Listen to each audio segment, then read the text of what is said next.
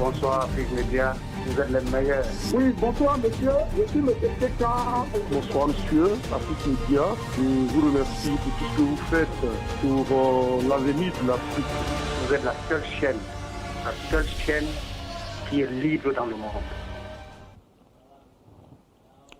Nommé chef de gouvernement en juillet dernier suite à la disparition d'Amadou Gon Coulibaly, Ahmed Bakayoko s'est éteint le mercredi 10 mars 2021 des suites, je cite, d'un cancer fulgurant et fin des citations. Un coup dur pour le régime en place et pour de nombreux jeunes Ivoiriens qui le prenaient pour exemple parce que parti de rien pour être au finish Premier ministre. Monsieur Bakayoko, qui était aussi ministre de la Défense, avait été évacué en France par avion spécial pour raison de santé avant d'être transféré en Allemagne le week-end dernier.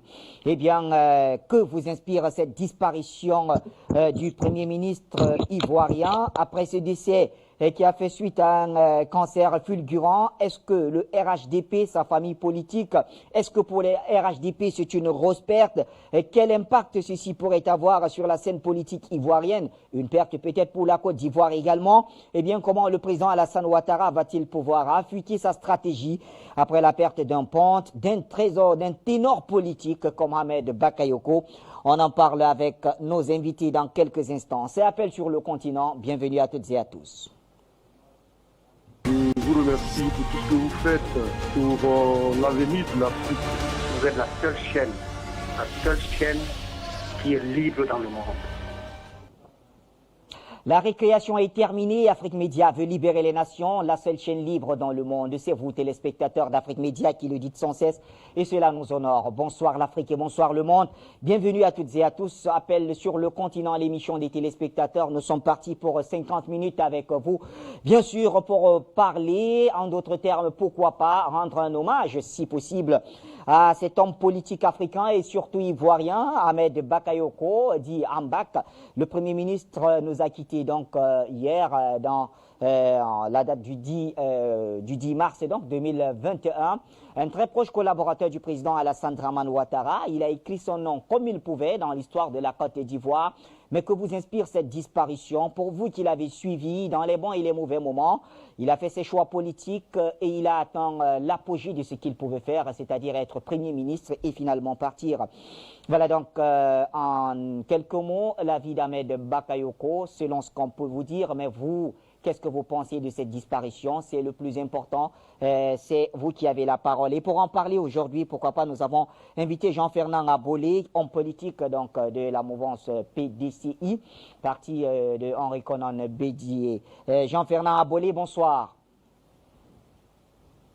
Merci de m'inviter ce soir en ces jours tristes et sombres de la Côte d'Ivoire une fois de plus.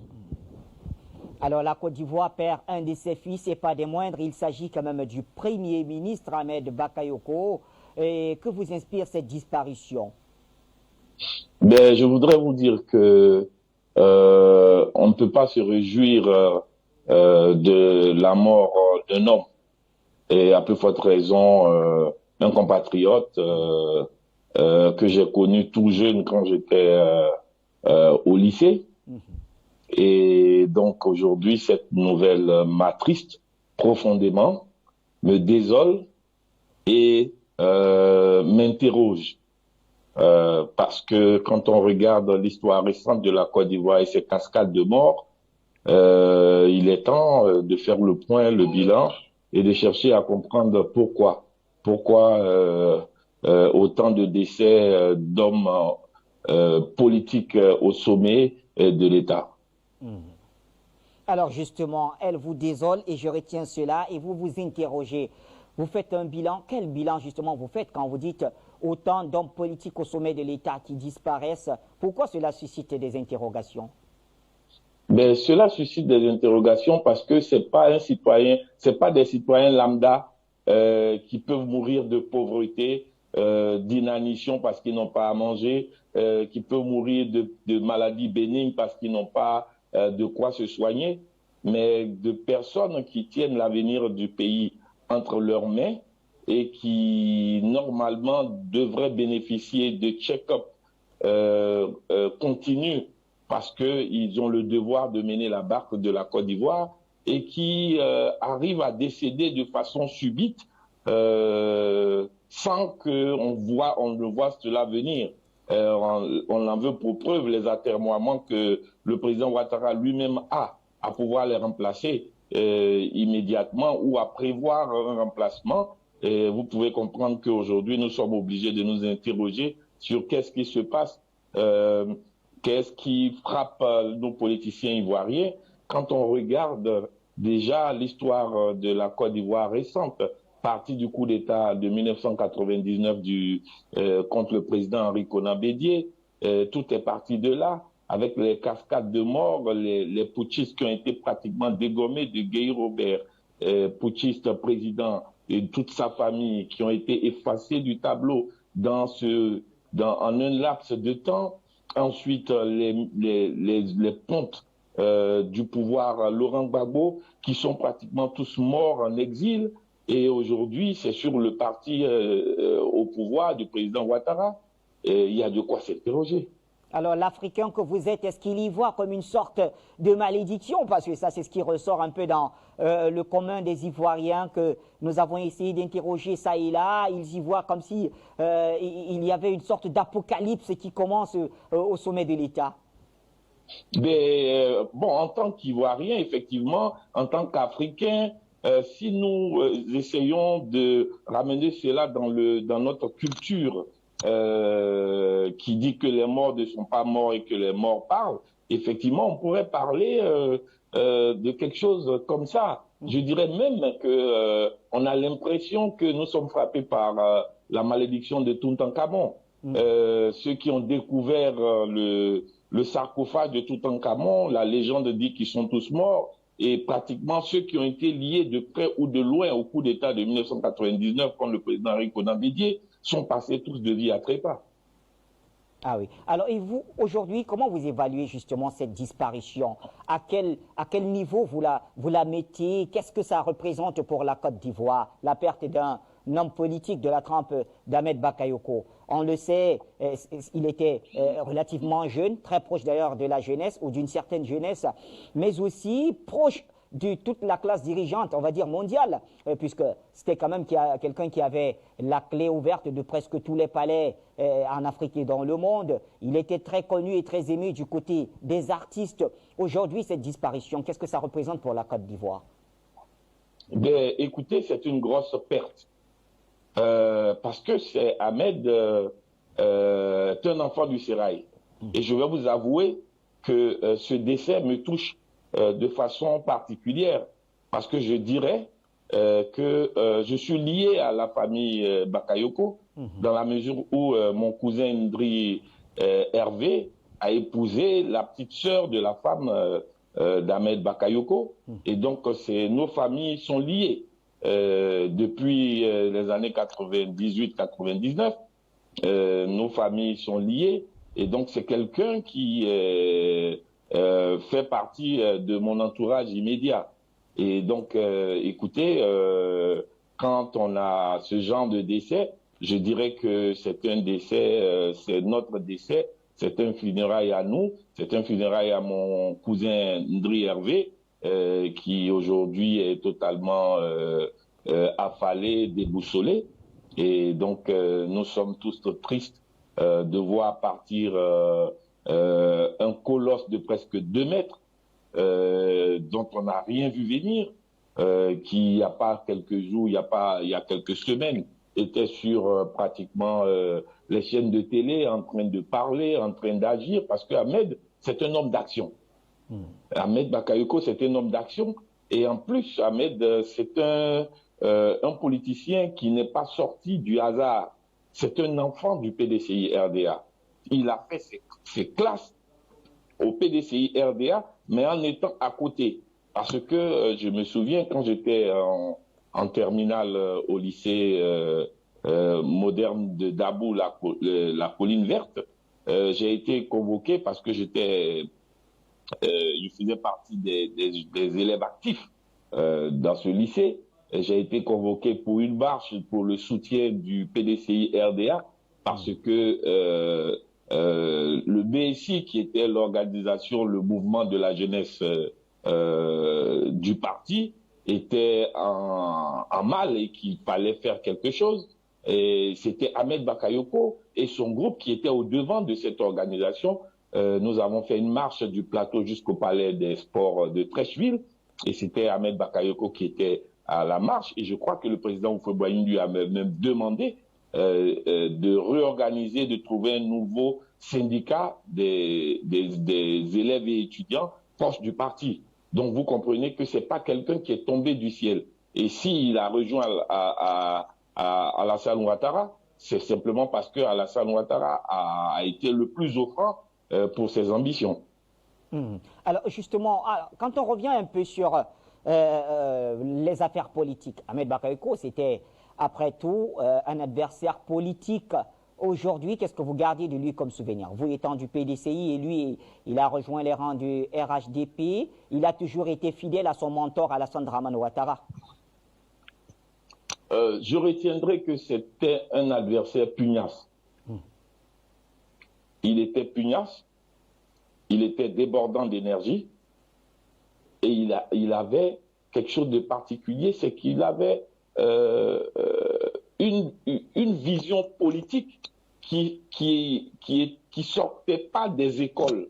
C'est-à-dire, c'est pas un homme qui a appris, qui sort de Sciences Po ou qui sort de l'ENA et qui avait des connaissances techniques précises. Mais il avait une connaissance politique que je dirais attitudinale. C'est-à-dire qu'il a grandi et il a forgé ses convictions politiques sur le tas en essayant de copier ici et là les grandes figures politiques. Donc il était un personnage un peu contradictoire, c'est-à-dire qu'à la fois il y avait cette tendance de trouver en lui un rassembleur, quelqu'un qui avait envie de pouvoir fédérer ensemble le pays et afin de faire taire les dissensions. Et lorsque il était en difficulté, il était quelqu'un qui pouvait sortir ses griffes et vraiment être assez virulent. Donc, je dirais que c'était un personnage politique qui a été très ambigu parce qu'on ne peut pas, le classer sur l'échiquier politique. Ahmed n'est pas un individu de gauche, mais pourtant, il avait la main sur le cœur. Il était plutôt un affairiste et pourtant, il savait quand même garder la mesure dans ses actions. Donc, il avait quand même un personnage assez troublant. Et je suis même pas sûr que le président Ouattara lui-même a cerné à 100% le caractère d'Ahmed. Justement, je rappelle nos téléspectateurs, la ligne elle est ouverte, donc qui peuvent intervenir à tout moment, nous donner leur avis sur ce qu'ils pensent de cette disparition d'Ahmed Bakayoko. Alors, je lis quelques messages. C'est vrai que certains messages sont un tout petit peu durs vis-à-vis d'Ahmed Bakayoko, mais je ne vais pas le lire. Mais Jean-Fernand Abolé, est-ce que vous comprenez quand même ceux qui lui en voulaient du point de vue politique? Ceux de vos compatriotes? Absolument. Absolument que je comprends. Parce que Ahmed faisait partie d'une totalité globale. C'est-à-dire, cette totalité globale, c'était la totalité du RHDP dirigé par M. Ouattara. Et dans le RHDP, il n'y avait pas deux chefs. Le RHDP est dirigé par une et une seule personne, que j'appellerais One Man Gang, c'est Alassane Ouattara et son épouse, qui dirigent le RHDP. Et tous sont des suiveurs. Et effectivement, Ahmed n'a pas pu se dissocier ou créer son identité à travers la mouvance RHDP. Il n'a pas pu. Durant tout le temps, on le voyait dans une forme d'équilibrisme, mais qui finissait toujours par tomber parce que, en fin de compte, c'était Ouattara qui devait trancher. Et donc, Ouattara, en tant que président très contesté de la Côte d'Ivoire, il est clair que après tout ce qui s'est passé avec la désobéissance civile, le fait que des gens, des innocents aient été décapités, que des loupards à la machette se soient pris aux opposants, des maisons brûlées, des familles entières qui ont été calcinées au nom de la politique, on ne peut pas dissocier Ahmed de cela. parce que c'est le RHDP et qu'il était dans ce mouvement. Mais quand on observe de près, on constate que celui à qui on doit demander plus de comptes serait Bitogo, parce que Ahmed s'est pas vraiment mouillé. Donc en fait, il n'était pas dedans, il n'était pas dehors. Ahmed a eu une position hybride. Et je crois que c'est ce qui a entraîné, même au sein de son parti, des doutes sur sa loyauté au président Ouattara. Et pas plutôt de lui dédouaner d'une certaine responsabilité, puisqu'on a quand même vu Ahmed Bakayoko au four et au moulin quand il s'agissait de rassembler les camarades du RHDP. Il est allé pratiquement au front pour défendre la candidature d'Alassane Dramane Ouattara, cette candidature très controversée d'ailleurs, et vous l'avez rappelé. On l'a vu tout récemment pour mobiliser les troupes quand il s'agissait aussi d'aller aux législatives. Mais est-ce que dire qu'il ne serait pas, comment dire, comme les Big Togo, je mets ça entre guillemets, est-ce que ce ne serait pas une manière quand même de dédouaner l'homme du fait qu'il ne soit plus de notre monde? Moi, j'ai souvent, j'ai pas cette habitude de dédouaner ceux qui ne sont plus, parce que chacun assume son histoire et chacun assume ce qu'il a fait. Il faut appeler un chat un chat. Je dis que Ahmed Bakayoko fait partie d'un sérail et fait partie d'une totalité globale, c'est-à-dire les actions qu'il pose sont pas des actions qui peuvent être hors de la décision du ouattaradisme. Le Ouattara est celui qui est à la tête et qui décide de tout. Il décide de tout. La preuve, vous pourriez voir lorsque le président Ouattara prend des décisions, même à nommer Ahmed Ouattara Premier ministre, vous avez vu qu'on avait l'impression que c'était un Premier ministre par défaut. C'est-à-dire que Ahmed n'a jamais été comment on peut dire, le favori. Il a fallu qu'il joue des coudes. Donc à chaque fois qu'il était en public et qu'il posait des actes, on avait l'impression qu'on venait lui donner des instructions et il paraissait assez maladroit. Il y avait même des lapsus qui apparaissaient quand tu veux préparer la paix, il faut faire la guerre, parce que c'était pas son domaine. Ahmed, on le voit mieux sur les organisations musicales avec des artistes pour mobiliser les gens, mais lorsqu'il fallait aller pour vraiment délivrer des messages assez forts et terribles, Ahmed était souvent maladroit. Quelque part, il ne nourrissait pas des ambitions présidentielles, vu que ça se chuchotait quand même autour dans le sérail, on le voyait comme un potentiel dauphin du président Alassane Dramane Ouattara. Ahmed Bakayoko serait-il victime d'une guerre de palais? On serait tenté de le dire.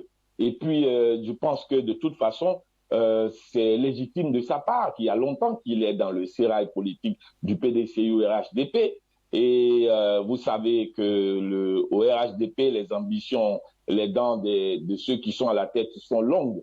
Et donc, je pense qu'il a été un peu victime aussi de cela. Il a été un peu victime aussi de cela parce qu'il n'a jamais été considéré comme le favori. Et je me souviens que le plus souvent, sans pouvoir vous le prouver, on entendait dire que le président Ouattara disait de lui que écoute, c'est un petit voyou qui ne mériterait pas de lui succéder. C'est pourquoi le président Ouattara est allé chercher le plus malade de ses ministres pour en faire un dauphin constitutionnel quand il savait que M. Amadou Gon Coulibaly a été un transplanté du cœur et que la durée de vie d'un transplanté, c'est une dizaine d'années et qu'il avait passé ce cap. On ne prend pas ce genre de risque. Et cela pose le problème d'ailleurs de l'état du bilan de santé des politiciens qui sont amenés à diriger nos pays africains et surtout pour la Côte d'Ivoire. Parce que c'est impensable qu'un pays comme la Côte d'Ivoire aujourd'hui se trouve dirigé sur le plan institutionnel par une seule personne. C'est-à-dire qu'à part le président, nous n'avons pas de vice-président, nous n'avons pas de président de l'Assemblée nationale, malade lui aussi, le président du Sénat malade lui aussi, le président du Conseil économique et social décédé. Donc vous voyez que c'est un tableau très sombre. Assez inquiétant. Je reviens à vous dans quelques instants, donc quelques secondes même. Le temps de prendre cet appelant. Depuis l'Allemagne, c'est Zerfel, un Ivoirien qui vit en Allemagne. Donc Zerfel, bonsoir.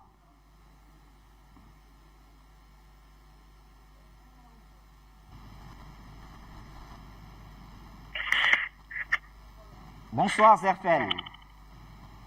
Ok, bonsoir. Bonsoir Bachir. Bonsoir à votre invités, Zerfel depuis l'Allemagne. Je salue tous les techniciens, je salue tous ceux, le directeur d'Afrique Média, celui qui nous permet aujourd'hui de nous exprimer dans le monde entier. Il faut qu'on salue ce monsieur chaque fois qu'on appelle. C'est très important pour moi. Alors, vraiment, Ahmed Bakayoko, c'est un Ivoirien, c'est un frère, il est décédé. Aujourd'hui, on peut faire chose, comment dirais-je, quelqu'un qui est déjà mort ne peut pas trop, comment dirais-je, il est déjà parti. Parce que moi, dans mes attitudes, je préfère mon adversaire en face de moi pour lui dire ce que je pense, pour qu'il me réponde. Aujourd'hui, Ahmed Bakayoko ne peut plus nous répondre. Mais quand mon frère vient sur le plateau, et pour faire chose, l'apologie de ce monsieur, il a ses droits. Parce qu'il dit que c'est son beau, il a ses droits. Mais ce monsieur, aujourd'hui, malgré qu'il est parti, mais il faut qu'on dise aujourd'hui ce qu'il a fait en Côte d'Ivoire. Le mal qu'il a fait en Côte d'Ivoire. Étant jeune, même quand tu suis quelqu'un, ils étaient tous, comment dirais-je, plus de 10 personnes ou des centaines qui suivaient Alassane Drama Ouattara. Mais ceux qui étaient à côté, les Soro, les Cheo Ouattao, les, comment dirais-je, ainsi de suite, ceux-là, quand même, ils prenaient un peu de distance. C'est-à-dire qu'ils mettaient un peu d'eau dans leur vin. Mais Ahmed, pour lui, je ne sais pas, parce que son discours qu'il a tenu, comment dire, à Séguéla, c'est un discours d'un premier ministre. On ne peut pas admettre comment dire, d'un ministre. En ce moment, il n'était pas encore premier ministre.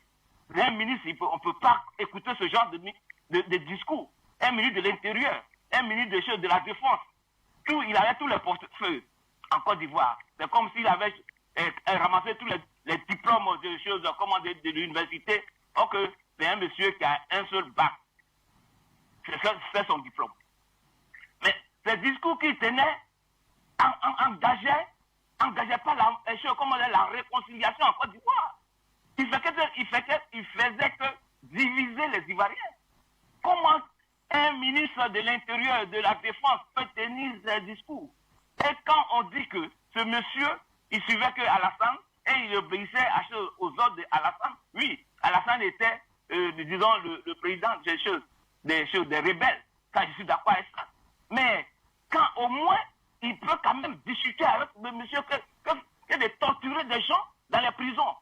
Comment un prisonnier, on l'interdit, quelqu'un qu'on a arrêté, qui n'a plus de force, qui est en prison, il est malade, on veut l'envoyer dans un hôpital pour le soigner, on refuse. Et c'est normal. Mais donc quand on vient sur le plateau, il faut faire, c'est-à-dire que il faut mettre un peu d'eau dans vos vins pour ne pas se déborder. Parce que on sent d'abord la douleur, le monsieur n'est plus là, c'est une douleur pour nous tous. Mais quand on essaie de faire maintenant son apologie, ça blesse. Donc moi, je vais dire à mon frère qui est sur le plateau de faire doucement, de ne pas blesser beaucoup les Ivoiriens. Parce que ce que ce monsieur-là, il a fait à des jeunes comme lui, dans les prisons, c'est pas possible. De torturer des gens, de donner l'ordre à des gens, hein, à des gardes pénitentiaires, de torturer des gens qu'ils ont arrêtés, c'est pas possible. C'est pas normal. En tout cas, très cher Zerfel, compte tenu du temps, on va abréger les appels, on va être bref et précis, ça permettra aux autres également de s'exprimer. Jean nous appelle d'ailleurs depuis les États-Unis. Bonsoir Jean. Alors, un compatriote, vous l'avez perdu, c'est le Premier ministre Ahmed Bakayoko. Alors, qu'est-ce que vous pouvez nous dire sur cette disparition? Qu'est-ce que ça vous inspire? Bonsoir, Bachir. Bonsoir. Nous saluons votre invité. Nous saluons les techniciens. Et nous saluons aussi tous ceux qui interviennent sur Afrique Média. Et je n'oublie pas notre frère combattant Bazakani, que nous ne voyons plus. Nous le saluons là où il est. Transmettez-lui nos salutations et nos reconnaissances. Bachir, vous voyez, le problème qui se pose en Côte d'Ivoire est clair. Mais ce qui, moi, me surprend, c'est qu'il y a un silence radio sur ce qui se passe en Côte d'Ivoire. Quand je dis silence radio, c'est-à-dire je parle des hommes religieux, des hommes de Dieu, soi-disant de Dieu, et je parle aussi déjà des droits de l'homme et autres. Mais c'est une injustice, effectivement, qui se pratique en Côte d'Ivoire depuis longtemps. Et c'est les Africains qui payent les prix. Tout cela est organisé, il y a un vaste complot, hein, ça il faut le savoir, organisé par la France, pour déstabiliser toute la région, pour mettre en mal toute la région du Golfe de Guinée. Vous l'avez tant dit sur l'Afrique Média, c'est vrai. Alors, ce qui se passe en Côte d'Ivoire, c'est-à-dire c'est la mort des Ivoiriens à Selouer, comme toujours. Moi je passe par ici pour avertir nos frères et sœurs qui s'enroulent dans la franc-maçonnerie. C'est comme ça qu'on va vous zigouer, c'est comme ça qu'on va vous tuer. Ils sont sans état d'âme. Ils vont vous tromper, ils vont vous trahir. C'est ça. Vous voyez, c'est innocent. On les a manipulés depuis longtemps. Et voilà, c'est comme ça qu'ils finissent. Ils sont nombreux encore à finir comme ça. Et réveillez-vous, nos frères et sœurs africains. Sortez de cette carcan de franc-maçonnerie pour le matériel. On va vous utiliser et après vous jeter. Vous allez investir vos pays pour rien, pour la France. Elle n'est pas sérieuse. Et en tout pour tout, la France elle-même paiera quand même. Est-ce que nos frères et sœurs, peut-être la paye, la France paiera. Ça c'est évident. Donc pour ceux qui croient encore en ce Dieu, et en ce Dieu qui peut intervenir, nous l'avions dit, il doit prier beaucoup. La Côte d'Ivoire est dans un état, on ne sait pas comment est-ce que ça va finir. Mais Dieu est là et nous prions que les hommes politiques cessent de jouer le jeu de la France. La France doit partir de la Côte d'Ivoire et de l'Afrique en général. Les bases militaires doivent être démantelées et éradiquées de l'Afrique. C'est les Français qui opposent le nord, le sud, les musulmans, chrétiens. C'est comme ça qu'ils font. C'est comme ça. Très bien. En tout cas, infiniment merci, Jean, pour votre contribution depuis les États-Unis. Nous allons prendre un autre appelant. Avant de revenir, je crois que nous sommes aussi avec Okosisi Baba Nicolo qui est avec nous. Donc, voilà. Madame Sissé, bonsoir. Bonsoir, Monsieur Bachir. Bonsoir à tous les frères de Côte d'Ivoire qui sont en souffrance. Moi, je vais emboîter le pas de mon frère Zerfel parce que c'est vrai que devant la mort, on doit s'incliner devant la mort doit nous réunir. Mais avant tout, Afrique Média, c'est une chaîne de vérité. Quand on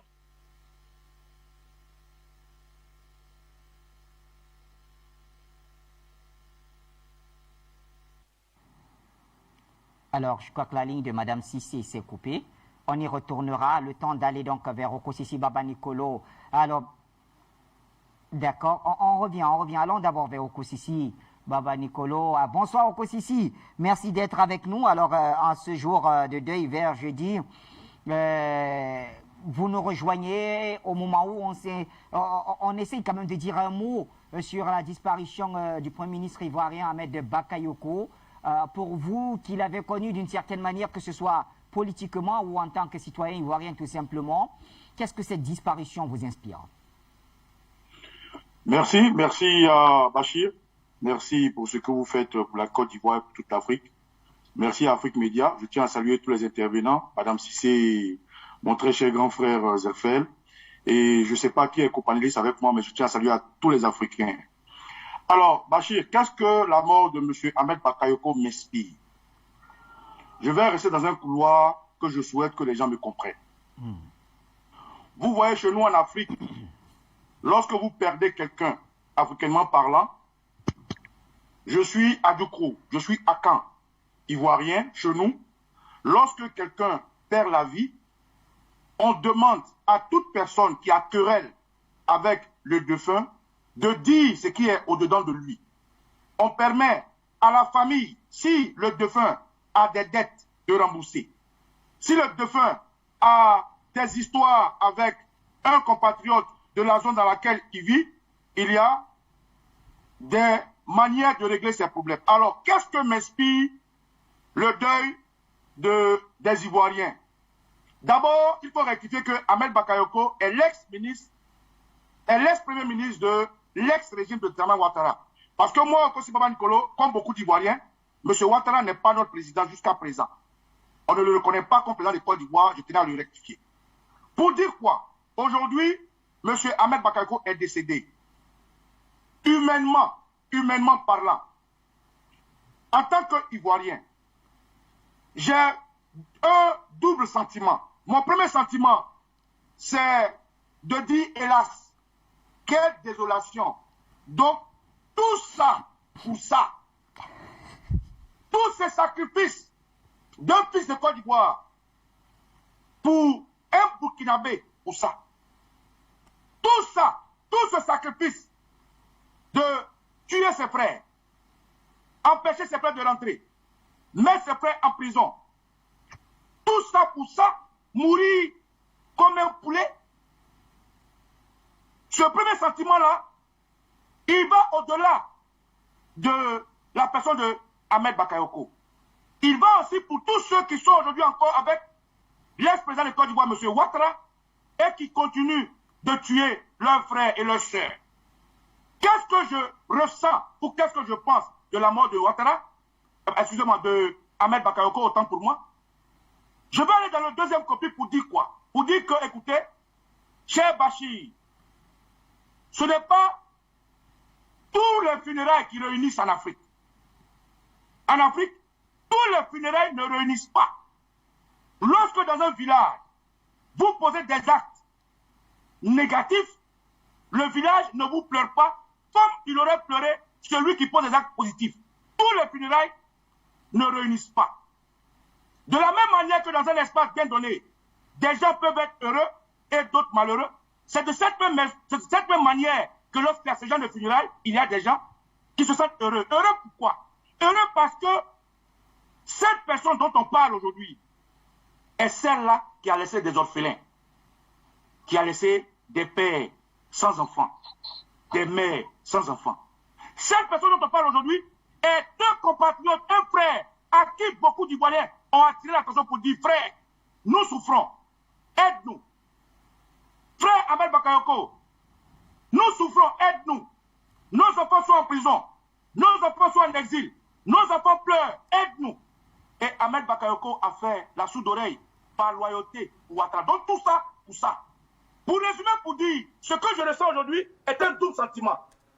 Un premier sentiment en tant qu'humain, parce que le sang qui coule en moi est le sang d'un fils qui, même si il est fâché contre sa mère ou son père, n'acceptera jamais de le laisser être battu. Donc, par compassion pour les enfants de Ahmed Bakayoko, parce qu'il y en a, je leur dis comme un bon Ivoirien, Yako. Par compassion humainement à sa femme, Yolande Bakayoko, je leur dis Yako.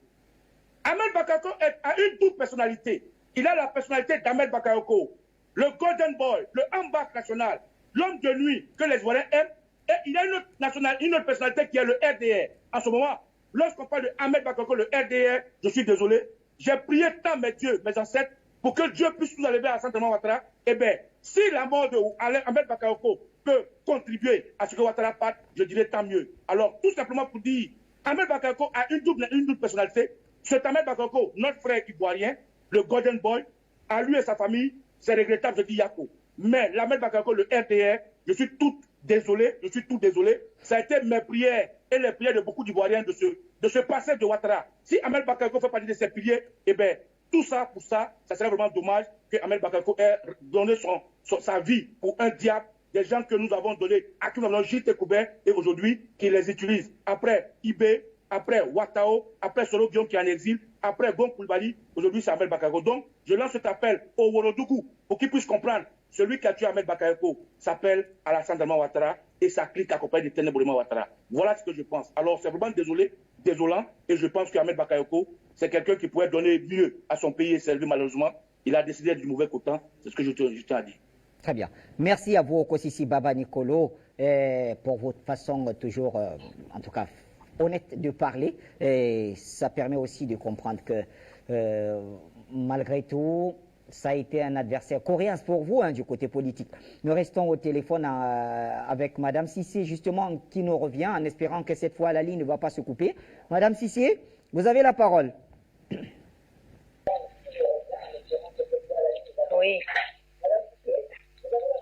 Oui, bonsoir, Monsieur Bachir, et bonsoir à mes deux frères du plateau. Merci à Okosisi Baba Nicolo.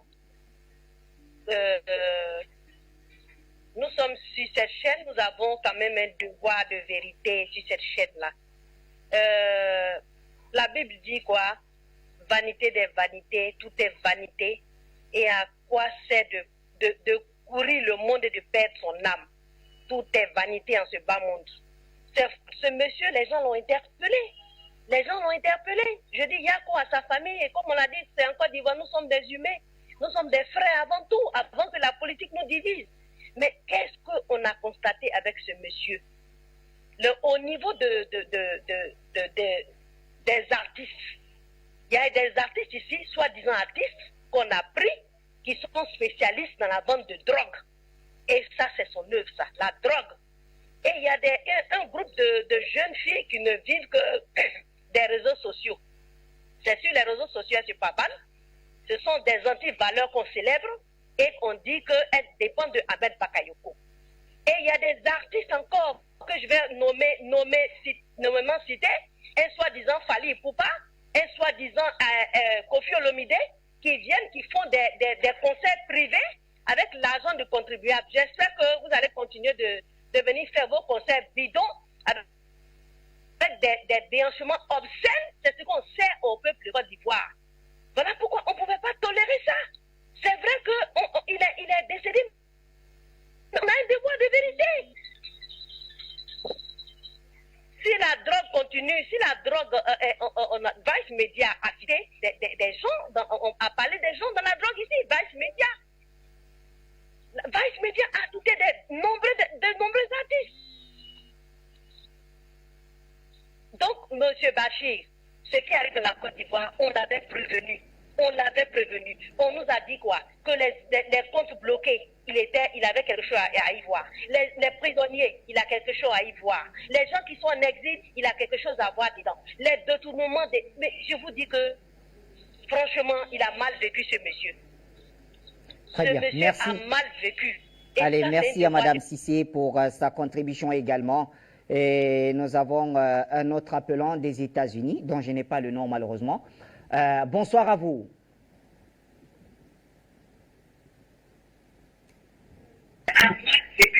Allez, merci à Madame Cissé pour sa contribution également. Et un autre appelant des États-Unis. Allô, bonsoir.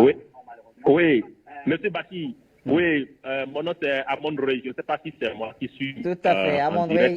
Voilà, un des plus fidèles d'ailleurs. De toutes les façons, je vais parler. Si je suis en direct, c'est bon. Si je ne suis pas en direct, c'est tant pis pour moi. Alors, je vous remercie pour moi de la parole. Je remercie aussi vos panélistes. Alors, je vais débuter mon intervention en disant le président Alassane Draman Ouattara est la plus grande catastrophe que l'Afrique ait connue depuis l'esclavage. Ça, c'est une citation du président Thabo Mbeki. Ensuite, je dirais une deuxième citation. Quand vous dînez avec le diable, gardez-vous de prendre le gros morceau, sinon le diable va vous manger. Ça, c'est une citation en direction du défunt Ahmed Bakayoko. Ça, c'est pour lui. Maintenant, au-delà de cette émotion ou bien tout ce que vous allez dire de mes propos. Moi, je dis, M. Bachir, qu'il y a un véritable problème qui se pose en Afrique et en Côte d'Ivoire en particulier. Il y a un drame qui se passe, qui se déroule sous nos yeux, de manière cynique et de manière silencieuse, et personne n'arrive à broncher. Dans un pays nommé la Côte d'Ivoire, il n'y a pas de vice-président, pas de président de la Sénat ou bien de l'Assemblée nationale, tous malades ou morts. Il n'y a que dans ce pays, la Côte d'Ivoire, les premiers ministres ont une durée de vie de moins d'1 an quand ils viennent à leur poste. Vous pensez que dans un pays normal, M. Bachir, des choses comme ça puissent se passer et que ça n'écoeure personne dans le monde. Personne ne réagit dans ce monde-là. Il y a un pays qu'on appelle la Côte d'Ivoire. Une seule personne dispose de tous les pouvoirs. Quand je parle d'une seule personne, je parle de Ouattara, de sa femme, de son frère. Dispose de tous les pouvoirs et ça n'écoeure personne. Il y a un peuple qui souffre. Le peuple de la Côte d'Ivoire souffre. Personne ne vient en aide à ce peuple-là. Le cynisme de Ouattara est que quand ce peuple veut réagir, n'est-ce pas, ce Ouattara déploie des gens, dont le défunt Bakayoko, pour aller tuer, mater, couper la tête de ces gens-là, et personne ne réagit. Au Sénégal, les gens ont manifesté, il y a eu environ 5 morts, mais le monde a eu froid, parce que jamais un tel bilan n'a été observé dans ce pays-là. Mais en Côte d'Ivoire, plus que ça, des gens meurent pour de simples manifestations, et le cas ivoirien est comme un cas à part. On traite le cas ivoirien à part et personne ne réagit. Alors que c'est un peuple qui est en train de souffrir de jour en jour et personne ne réagit. Comment est-ce que des choses comme ça peuvent se passer dans un pays et personne ne bronche? Au-delà de la théorie du complot, n'est-ce pas?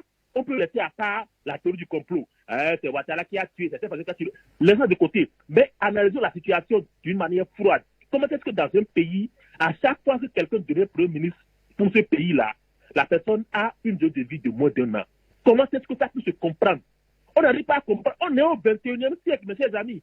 On ne peut pas comprendre qu'un pays africain puisse encore vivre ce scénario-là et que personne ne réagit. Ça ne va pas. Moi, j'ai peur, finalement. J'ai peur. De quoi Ouattara est fait? Ouattara est-il un ovni, un objet vivant? Et on comprend très bien votre position, très cher Amon Rey. Merci infiniment pour votre contribution. Je rappelle que, justement, vous faites partie de nos plus fidèles téléspectateurs ces derniers mois. Amon Rey des États-Unis. Infiniment merci. Alors, on va prendre un dernier appelant pour cette autre série avant de retourner vers nos deux panélistes. C'est Olivier qui nous appelle de Côte d'Ivoire. Olivier, bonsoir. Allô, monsieur, vous m'écoutez? On vous écoute, Olivier.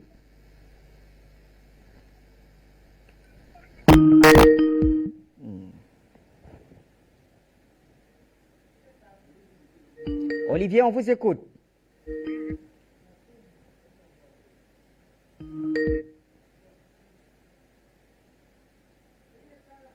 Alors, des petits soucis avec Olivier, on y retournera peut-être le temps d'aller vers Jean-Fernand Abolé.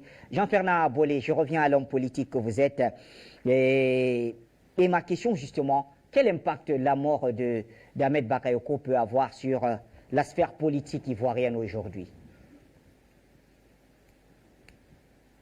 Je vous remercie de votre question et avant de répondre à cette question, j'aimerais préciser à un des intervenants que ma présence ici n'est pas de dédouaner qui que ce soit, mais d'essayer d'apporter des réponses assez froides pour tenter d'être le plus objectif possible.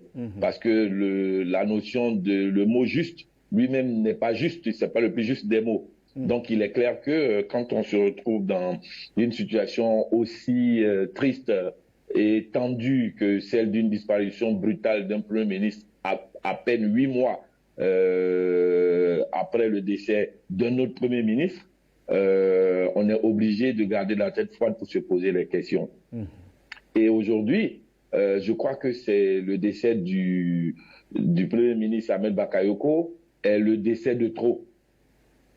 Et qu'il n'est plus possible de pouvoir regarder les choses sans que la classe politique ne s'interroge et ne tente de circonscrire cette saignée qui, si nous prenons garde, risque d'entraîner l'hécatombe dans la classe politique ivoirienne et surtout le parti dit au pouvoir qu'est le RHDP. Et je dis que pour moi, il y a un seul et unique responsable de tout ça, l'ancien Premier ministre Bani, parce que heureusement encore les politiciens du PDCI RDA peuvent être Premier ministre et survivre, alors que au niveau du RHDP, quand on te nomme aujourd'hui Premier ministre et que tu es condamné à mort, l'ancien Premier ministre Bani a dit que le président Ouattara ne peut pas conçoit l'amitié que sous la forme de la soumission. Vous comprenez, quand un ancien Premier ministre parle comme ça démontre l'étendue de la pression qu'ont ceux qui travaillent sous Ouattara dans ce gouvernement RHDP. Et il est clair que l'impact est profond. Il y a une introspection qu'ils doivent faire. Le président Ouattara lui-même doit pouvoir s'asseoir et puis se dire que où je suis, est-ce que ce que je fais va dans le sens comment je dirais de la Côte d'Ivoire, parce que en plus qu'il soit contesté par une bonne partie des Ivoiriens, et quand on regarde bien les résultats des législatives, il y a des signes qui indiquent que le RHDP ne maîtrise plus le terrain comme ils veulent le faire croire, parce que quand on regarde des petites villes au nord de 8 000, 9 000 habitants, si on a un député là-bas, ça ne vaut pas Yopougon, que l'opposition a brillamment emporté, où on a des millions de personnes et avec 6 députés.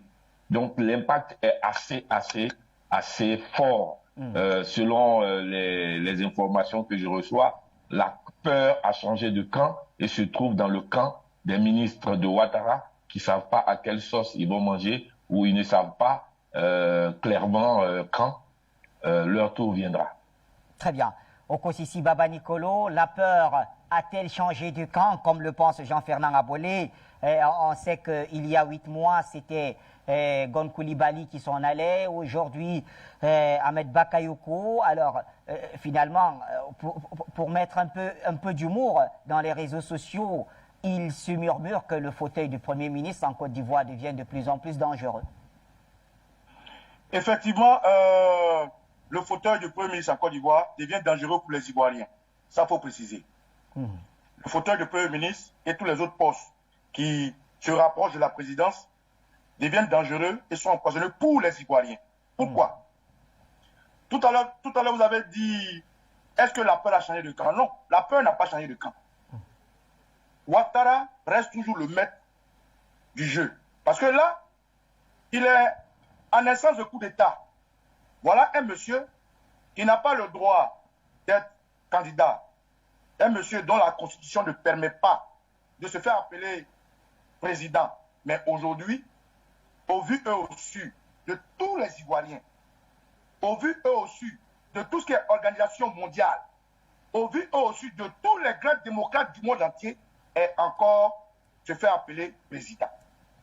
C'est pour ça que je vous ai dit tout à l'heure que dans la frange des Ivoiriens, il y a la majorité des Ivoiriens qui ne reconnaissent plus Ouattara comme étant président. Et c'est ces prières que, avec nos ancêtres, nous faisons pour que Ouattara finisse par partir de façon naturelle. Pourquoi par façon naturelle? Parce qu'aujourd'hui, nous voyons que ni les politiques, ni les forces de l'ordre, ceux qui sont habilités à lutter pour protéger sa population, ne mènent pas ce combat. Les politiques viennent tout récemment d'ouvrir une porte de légitimation à Ouattara. Les forces de l'ordre, les gendarmes, les militaires, les policiers sont tous apeurés. Donc, les Ivoiriens sont délaissés à eux-mêmes. Alors, est-ce qu'il faut dire que la peur a changé de camp? Non. La peur n'a pas changé de camp dès l'instant où encore, parmi les Ivoiriens, il y a division. La peur n'a pas changé de camp dès l'instant où les politiques que nous voulons unir sont divisés. La peur n'a pas changé de camp dès l'instant où et les militaires, et les gendarmes, et les policiers sont à sa solde. Donc, dire que la peur a changé de camp, non. Maintenant, il faut aller au-delà de ça pour dire que, effectivement, M. Ouattara, comme un bon marabout, qui est très mystique, parce que je vous ai toujours dit sur ce plateau que cette crise de la Côte d'Ivoire a 3 volets. Le volet spirituel, le volet métaphysique que je mets sur la même balance que le volet politique, et le volet physique qui sont les jeunes Ivoiriens qui manifestent et qui disent leur ras-le-bol comme moi. Alors, qu'est-ce qui se passe aujourd'hui en Côte d'Ivoire? M. Ouattara a dans son agenda une intention de mettre Tené Bourema Ouattara, son fils, à la tête de l'État de Côte d'Ivoire. Lorsque, avant le décès de Gon Coulibaly, M. Ouattara disait qu'il n'était pas candidat, il avait souhaité que l'Assemblée nationale et le Sénat votent une loi faisant du vice-président quelqu'un qui doit être nommé, une loi permettant aux députés de toucher à des lois ça et là pour que la voie soit libre pour ses intentions. Et c'est à partir de là qu'il a commencé à éliminer les Ivoiriens. La mort de Gon Coulibaly n'est pas fortuite. La mort de Gon Coulibaly a été provoquée par Alassane Dramane Ouattara. La mort de Ouattao n'est pas fortuite. La mort de Ouattao a été provoquée par Alassane Ouattara. Aujourd'hui, la mort de Ahmed Bakayoko n'est pas une mort fortuite. C'est une mort qui a été provoquée et gérée par Alassane Ouattara. Pourquoi? Parce qu'autour de lui, Ouattara ne fait plus confiance aux Ivoiriens de souche, aux Ivoiriens même du Nord, même état RDR. Pourquoi? Parce qu'il a autour de lui, il a Tené Bourema Ouattara, son fils, lui-même burkinabé, qui aujourd'hui a pris la place de Ahmed Bakayoko en tant que ministre de la Défense. Il a Big Togo, qui est aujourd'hui en train de lutter pour être député pour prendre l'Assemblée nationale, qui lui-même est burkinabé. Il a Kandia Kamara, qui aujourd'hui, avec la mort de Ahmed Bakayoko, sera maire de Abobo, une femme guinéenne.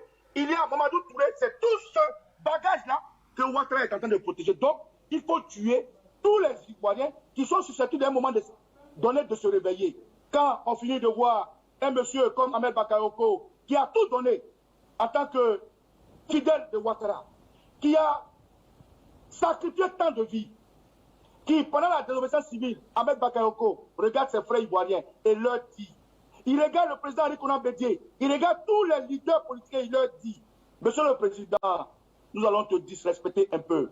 Monsieur le Président, s'il te plaît, permets-nous de ne pas te respecter un peu. Parce que s'ils n'arrêtent pas la désobéissance civile, nous, on ne sait pas se fâcher. Quand nous, on se fâche, Monsieur le Président, on se fâche jusqu'au bout. Et la suite a donné quoi? A donné des têtes décapitées, a donné des familles endeuillées, a donné beaucoup de choses. Ahmed Bakayoko est l'un des piliers de Ouattara qui vient de perdre. Mais cela ne fait pas de Ouattara quelqu'un qui est en position de faiblesse. Non. Ouattara est toujours en position de force. Et la seule chose qui puisse mettre les Ivoiriens en position de force, c'est un soulèvement populaire. Il faut que les Ivoiriens comprennent que, même si aujourd'hui, moi, je ne suis pas content de l'attitude des hommes politiques, je réalise, je le répète, que j'ai beau être fâché contre ma mère et contre mon père, mais je ne vais jamais laisser se faire massacrer. À un moment donné, le sang, il parle. Et ce sang-là, ma mère a dit à toute la Côte d'Ivoire, au Ouagadougou, regardez votre fils. Regardez ce que votre fils est devenu, Ahmed Bakayoko, qui pourrait être votre fierté. Regardez ce que Alassane Dramane Ouattara en a fait. Il a fait d'Ahmed Bakayoko, quelqu'un qui est mort. Et il a même enterré le jour de son anniversaire. Ahmed Bakayoko est malade et ils l'ont dégommé de la place du Premier ministre. Regardez votre fils. Au Ouagadougou de poser la question à Ahmed Bakayoko, où est notre fils? À Madame Yolande Bakayoko de demander au père Alassane Dramane Ouattara qu'elle viendra de ses enfants. Alors c'est à toute la Côte d'Ivoire de se lever et de prendre la force. Sinon, Alassane Ouattara n'est pas en position de faiblesse, il est toujours en position de force. C'est ce que je tenais à dire. Merci infiniment Okosisi Baba Nicolo. Alors, plus qu'une minute et on referme l'édition. Alors, on m'annonçait Lamine tout à l'heure. Est-il toujours en attente? On pourrait lui donner 30 secondes. Oh, très bien. Allez, on passe la parole à Lamine. Une trentaine de secondes et on revient refermer l'édition. Lamine, bonsoir.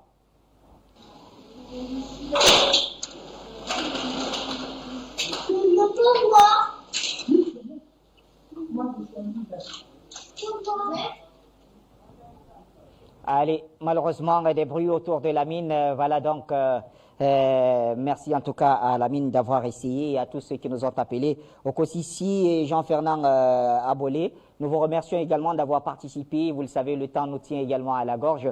Nous reviendrons certainement en plus large, puisque un zoom sera fait sur la Côte d'Ivoire à travers les législatives et tout ce qui entoure l'actualité ivoirienne. Et à ce moment-là, pourquoi pas, vous nous ferez le plaisir d'être une fois de plus parmi nos invités. Infiniment merci.